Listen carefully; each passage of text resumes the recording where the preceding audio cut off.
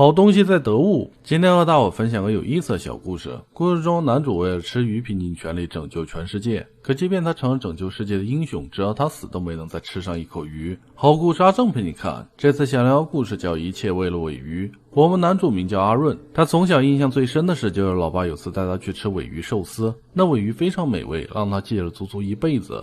只是不知为何，在他吃着鱼的时候，周围的大人看起来脸色都非常凝重。老爸还说，让他吃到这条尾鱼一定是有意义的。后来阿润才知道，那天他吃到的尾鱼是这世上最后一条尾鱼。在那个时代，由于污染过于严重，地球环境岌岌可危，就连大海都失去了曾经的蔚蓝，很多物种都濒临灭绝，世界末日就在眼前。由于阿润老爸是高官，悄悄利用职权之便带儿子去品尝这世上最后一条尾鱼，这事从此就在阿润心中留下不可磨灭的印记，他因此对尾鱼充满了执念。长大后，他借助老爸力量和人脉，担任了政府中尾鱼探查事业部的部长，致力于寻找尾鱼，甚至为了寻找尾鱼还设计了人造卫星。他整日埋头研究，一天只睡3个小时，只为了能在地球上找到尾鱼最后的踪迹。通过卫星，他甚至找到了美国秘密舰队，可惜还是没能找到尾鱼。后来地球环境越来越恶劣，海洋中还释放出巨量的甲烷，有个绝望的男人想点燃那些甲烷来让全世界看一场大烟花，还好被阿润的卫星发现，及时制止了。虽然阿润获得不少功绩，但他却始终没能找到心心念念的尾鱼。尾鱼找不到，可以先找点零食垫垫。最近德武为了拉新真人下血本，新人登录就能领520大额优惠券包，人人都能领，领了直接就能用。像我买的干脆面，包邮到手才1元，香香脆脆，吃起来很过瘾。德武上不仅有零食，还有好多大牌衣服，补贴后甚至低至个位数。德武有专业鉴别加正品保障，买东西贼省心，还能看商品价格走势，知道啥时候买划算，避开高价坑，不用费心去拼和砍价，很靠谱。点击下方置顶链接打开德武，还能0元抽2888现金或新款 iPhone 17，赶紧冲！回到故事中来，没办法，他不得不承认尾鱼已经从这世上灭绝的事实。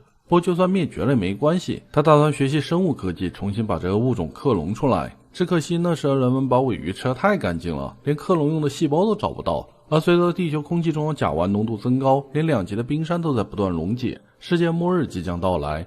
还好在末日来临前，阿润的学生终于带来一个好消息，他们从某家水产库里找到冷冻于50年前的尾鱼肉。只是学生们看阿润对这尾鱼肉垂涎3尺的表情，他们为了保险起见，还是先交给别组去解冻，然后赶紧弄来克隆设备。等设备弄好，阿润想去看看解冻情况，结果却发现最后的尾鱼肉快被那负责解冻的混蛋给吃了。阿润几乎当场崩溃，不过这局面也不是不能挽回，他逼着对方赶紧拉出来，反正新鲜的排泄物里也能验出 DNA。 可没想到他就听到厕所里传来冲水声，那混蛋顺手就把排泄物给冲进了厕所。没办法，阿润只能封锁化粪池，想捞出 DNA。 那名研究员对此愧疚不已，还带着女儿过来专门道歉。可惜最后还是什么都没能找到，尾鱼的 DNA 已经被彻底分解了。不过幸运的是，在掏排泄物的过程中，倒是意外开创一条用排泄物生产甲烷，再用甲烷发电的路子，之后更是可以用在其余垃圾上面，但凡有机垃圾都可以用作燃料，人类的能源危机被大大缓解了。通过这些专利，他赚了不少钱，可惜有了那么多钱，依然没有尾鱼，而他也依然没有放弃。既然克隆的路子走不通，他想着干脆用其他鱼类的 DNA 整合出尾鱼吧。想法很美好，可还是面临着无数的失败。他整出来的东西好像跟尾鱼不太一样。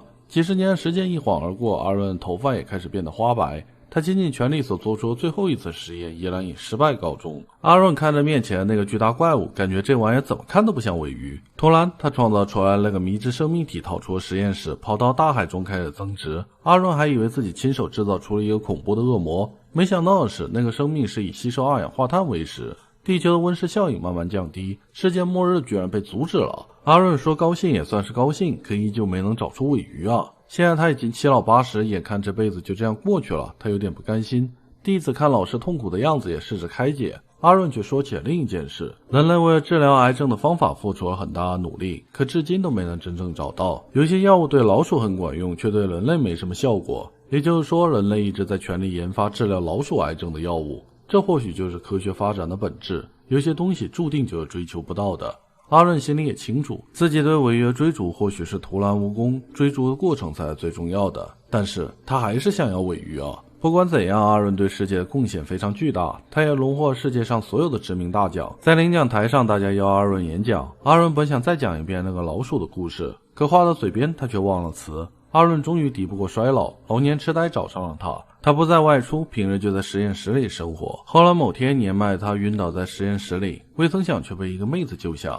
那妹子给他注射了一针神秘药物，醒来他就惊讶地发现自己居然返老还童了。那妹子名叫建勋，他老爸就是吃了最后一块尾鱼肉的那个研究员。老爸因为罪恶感也投入了对尾鱼的研究，结果尾鱼没找到，却意外发现返老还童的神药。可惜刚做好了一针，连实验都没来得及做就离世了。建勋抱着一丝希望给阿润注射，没想到阿润真的成功重返青春。遗憾是建勋老爸死得仓促，神药配方和理论都没能及时保留，这药物无法复制。不过阿润已经很满足了，这相当于是让他重活了一次。接下来他的目标依然是尾鱼，不过他不打算按老路去走，他已经用一辈子的时间证明了搞科学没法救尾鱼。阿润要去学比生物更古老的学问——政治。凭借他两世为人的经验，这并不算困难。他先跟那妹子结了婚，然后经过多年摸爬，慢慢成了政界的幕后黑手。成功掌权后，他便利用权力推动了对木星卫星欧罗巴的开发计划。先是用反物质镭射融化了欧罗巴上的冰层，制造出了大海，再用红外灯线维持海洋温暖的环境。他想改造那颗星球，希望打造一个合适的环境来重现尾鱼的族群。可惜啊，这一计划又失败了。那颗星球上还是没有尾鱼，但却出现了秋刀鱼。那个星球成了巨大的秋刀鱼养殖场，喜欢秋刀鱼的地球人还专门移居过来。人类的足迹开始向宇宙进发。更让阿润没想到的是，反物质炮还意外打开了能供人穿梭宇宙的虫洞。通过那虫洞，人类的宇宙舰队可以通往远方的星系。而前往外星探访的舰队传来一个令他振奋的消息：外星球上可能有生命的存在。而那扫描图上显示出的影子赫然是尾鱼的身形。他兴奋地带队前往现场，可惜啊，尾鱼没找到，只看到的身影很像尾鱼的外星人。外星人的存在让地球人相当震惊，却让阿润相当失望。可来都来了，他无奈只能作为人类代表与外星人达成交流条约。旅行结束后，阿润和老婆一起启程回到地球。路上老婆也问他为何要对尾鱼这么执着呢？阿润陷入了沉默。他想起儿时老爸带他吃尾鱼时的场景，老爸说的话到现在还在他耳边回响，让这孩子吃掉这条尾鱼一定有其意义所在。不过事到如今他也看开了，或许这就是自己的宿命吧。自己虽然没能找到尾鱼，但也找到很多其他的东西。可就在这时，船长突然给阿润通报了一则消息，地球上有大事发生了。阿润之前创造的生物在海洋中不断繁衍进化，如今已经成为了一种神秘的存在。那神秘生物在进化后拥有了难以想象的力量和智能，简直如同神命一般。他想和自己的创造者阿润进行一场对话。当阿润来到对方面前后，他表示经过这么多年的进化，地球已经无法满足他们的进化需求，他要启程前往宇宙。只是为了防止阿润再次创造出类似的生命，他决定终结阿润的肉体，然后带着阿润的意识一起离开。阿润当然不想走，可对方却提出可以帮阿润实现一个愿望。阿润纠结许久，还是同意了。至于那个愿望，那还用说吗？他向那个生物说出自己苦苦追求一生的梦想，让大海重新充满尾鱼。对方表示这个愿望有点难度，毕竟要灭绝一个物种很容易，可要复活一个物种就相当难了。而且要复活那个物种的话，单单还原出那个物种本身也是不行的，必须要去除掉那些让该物种灭绝的综合因素。这愿望非常困难，可对方依旧答应了下来。那个神秘生物准备改造地球的环境，在保留人类的同时，也让环境重新适合尾鱼生存。阿润对此非常满意，他已经没有遗憾了。神秘生物准备将阿润接走，这时老婆也匆匆赶了过来，他想挽留阿润。阿润没有迟疑，只是向老婆传达自己的爱与感激，同时也希望老婆能好好保护尾鱼，别让他们再从大海里消失了。阿润追寻尾鱼的旅途走到了终点，下一秒，无数的尾鱼从大海中重新出现。曾被人类污染的大海如今也蔚蓝到让人睁不开眼，那片大海之中充满了生机与希望。